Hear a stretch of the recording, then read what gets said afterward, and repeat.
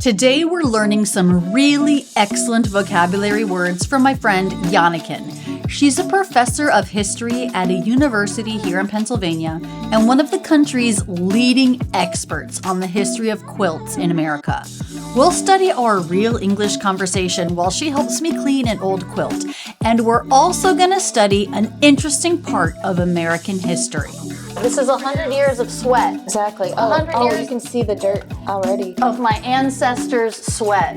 You heard that right. 100 years of my ancestors' sweat. I'm Rachel, and I've been teaching the American accent here on YouTube for over 15 years.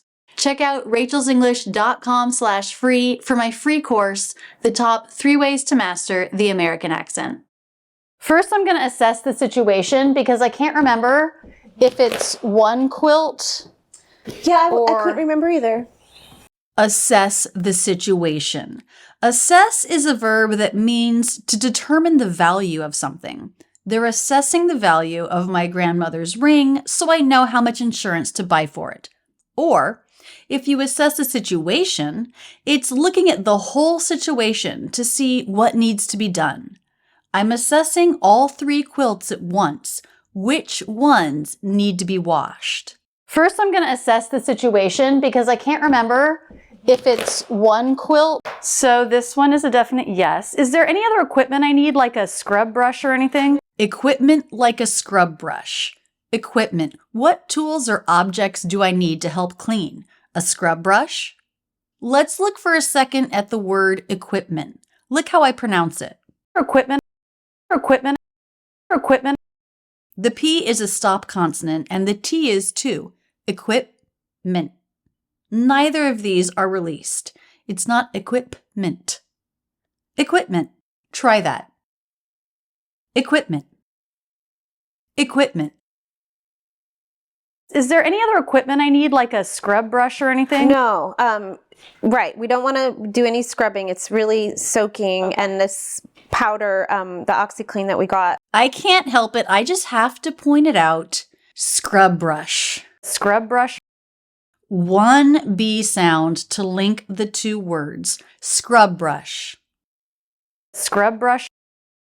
This one looks good. Yeah. Oh, this is such a beautiful quilt. Isn't that pretty? Now, when do you think this was made? Because this was a gift.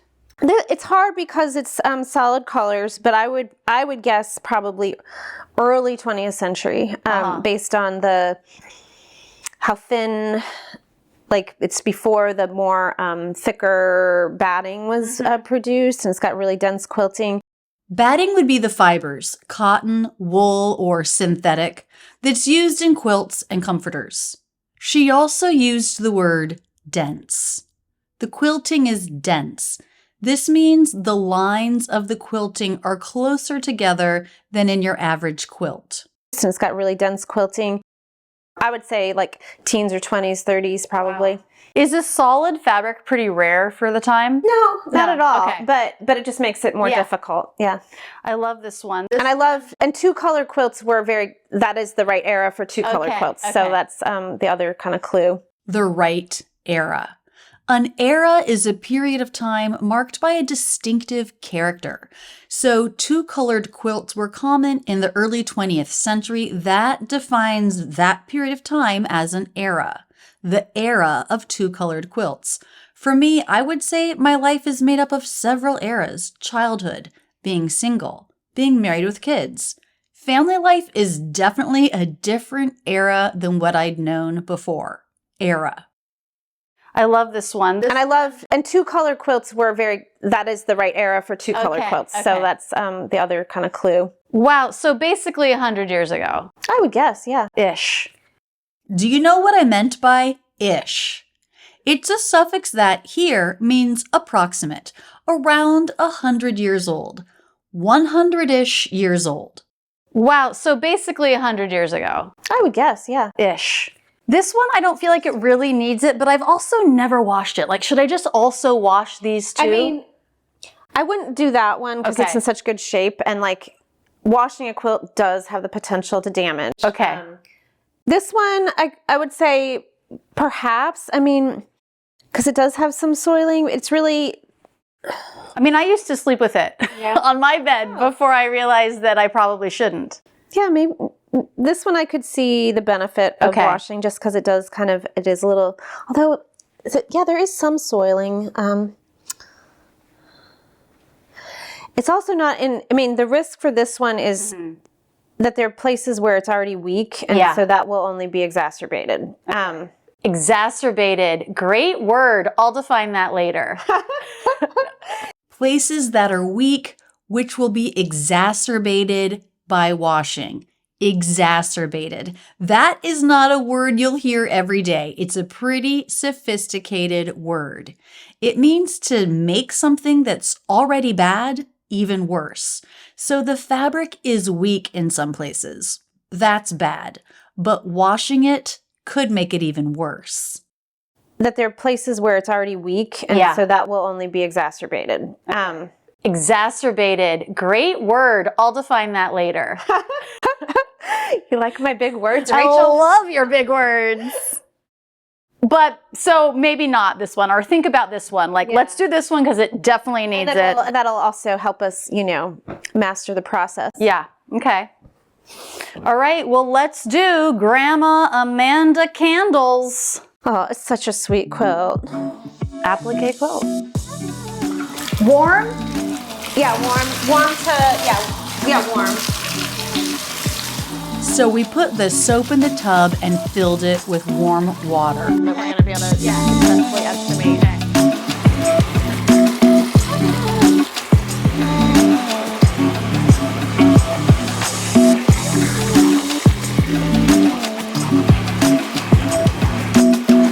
This video brought to you by Oxiclean. They should sponsor. They should sponsor it. I'll reach out. Reach out is a phrasal verb that means to contact. Call them, text them, email them. I'll reach out. I'll reach out. We want to make sure we can submerge it, We want to make sure we can submerge it. Submerge means to put underwater. We didn't want it just on the surface of the water, half in and half out. We wanted to submerge it. Let's submerge it. Okay. All right, no bleeding so far.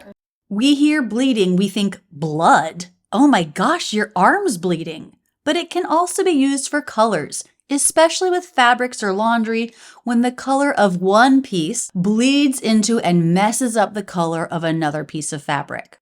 All right, no bleeding so far. Good. It kind of smells.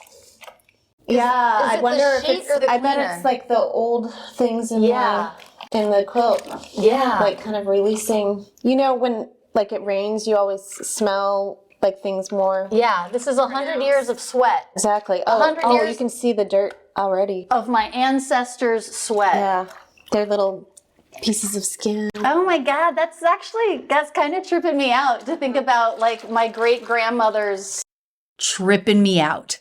Trip out is a phrasal verb that can mean to hallucinate. To think you see things that aren't really there, to be on drugs. But the way I used it here, it means to be thinking about something you've never thought about before in a way that surprises you. It's similar to the phrase, my mind is blown. It was just tripping me out to think about the dirt coming off of this quilt being the skin cells of my ancestors. What a crazy link to the past. Thinking about that, seeing it, tripped me out. Oh my God, that's kind of tripping me out to think about my great-grandmother's, I'm sure they used this. They didn't make it for show. This was on their bed. Right, and it has that soft, worn feel that it has had use. Right. This is definitely not the first time it's been washed. You'd be able to tell if. Okay. Because it would be even dirtier, the water? Well, the fabric would be crisper. Oh, okay. Oh, yeah. All right. So what? Oh, wow. Look at all that dirt. Yeah. It makes me want to do the other ones. You might want to. So now we really need to let it sit. Okay. Let it go. Just let it go. How long should we let it go? I think a couple hours. Okay. Janneken said we need to let it sit. When we hear sit, we think of a person sitting in a chair, but we also use it, like here, to mean to leave it alone, not to do anything with it. You can also use it with emotions. If your coworker did something that really made you mad, you might not want to act on that right away. It might be best just to let it sit and come back to the situation when you're more calm. So now we really need to let it sit. Okay. How should I rinse it? The least invasive would be just to drain this and then rinse it in cold water. Okay. Invasive has a couple different meanings. Here, she's using it to mean the least likely to cause harm or damage to the quilt. How should I rinse it? The least invasive would be just to drain this and then rinse it in cold water. Okay. Here in this tub until the suds come out. Some recommendations say that you can put it actually in the washing machine on spin. I feel a little bit apprehensive about doing that. I just don't want to do that to an old quilt. I don't want to do that either. So we let it sit. How did it all turn out? We'll see that in a minute, but first, let's learn a bit of history from Janneken. After all, she does have her PhD. Her second book is about quilts and the New Deal. The New Deal refers to a series of economic programs in the United States led by President Franklin D. Roosevelt between 1933 and 1938 in response to the Great Depression.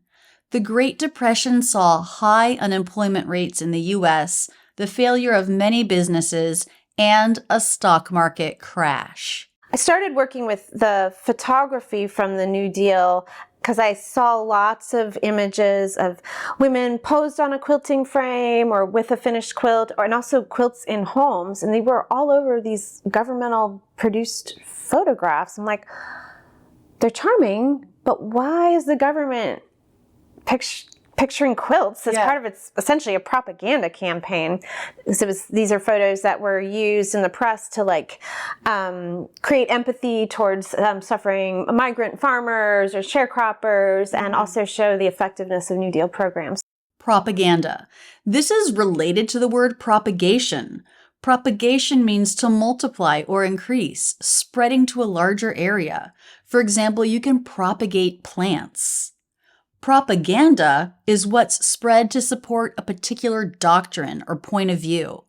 Wartime propaganda is a pretty common phrase, spread by governments to create a positive point of view about the war among those who are suffering from it. These photos were part of propaganda to cause Americans to have positive feelings about the New Deal and the help it was offering some Americans. They're charming, but why is the government picturing quilts as part of its essentially a propaganda campaign? So these are photos that were used in the press to create empathy towards suffering migrant farmers or sharecroppers, and also show the effectiveness of New Deal programs. So it started there, and then I soon discovered that there were Works Progress Administration, that's the WPA, sewing rooms that paid women to make quilts. There were projects as part of the Federal Arts Project that documented historic quilts, from the colonial era and 19th century. They would paint pictures of quilts, and these are now all in the National Gallery of Art. Just to save the pattern, or what? They wanted to create a design portfolio for future designers and artists to use that relied on American precedents rather than European ones. Oh. So it's called the Index of American Design. Precedence. Something that serves as an example or model. The government wanted to create an American precedent for American designers to work from, separate from the European precedents in quilt design. They wanted to create a collection of American examples. They wanted to create a design portfolio for future designers and artists to use that relied on American precedents rather than European ones. Oh. So it's called the Index of American Design. And so it documented tons of different folk art and decorative arts, but there are around 700 paintings of quilts that are in this collection. I'm going to get your book so we can look at some of the pictures. Yeah. Wait, where'd it go? There it is. Is it hard to pick a favorite quilt? No. No? You have a favorite? Yeah.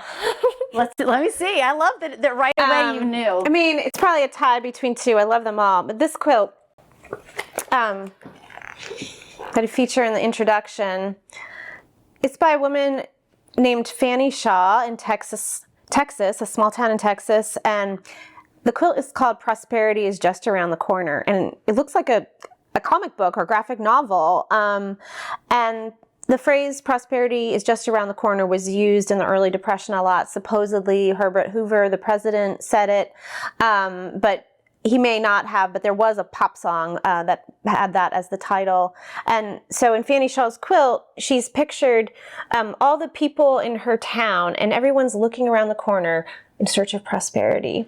So this is early in the Depression, even before the New Deal has started, before Franklin Delano Roosevelt was elected. But all of this is like she's painting, or stitching, I should say, her sort of hopes and dreams, and even kind of critiquing this false optimism that soon we'd be out of the Depression. And in the very lowest corner, it's a block that has Uncle Sam bringing in the gold standard and legal beer and Farm Aid. And so this is like the hope that eventually the government will come through. Wow. That is cool. Okay, what's it tied with?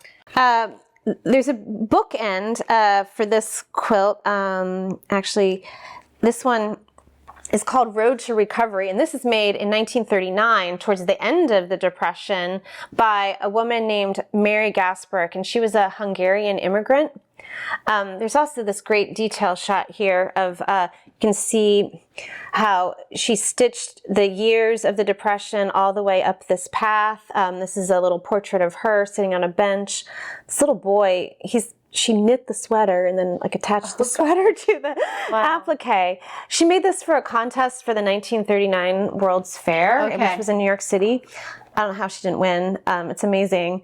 But it was her like vision of like how she was emerging out of the Great Depression. So I love these two quilts that kind of show the beginning and the end. Yeah. Very cool.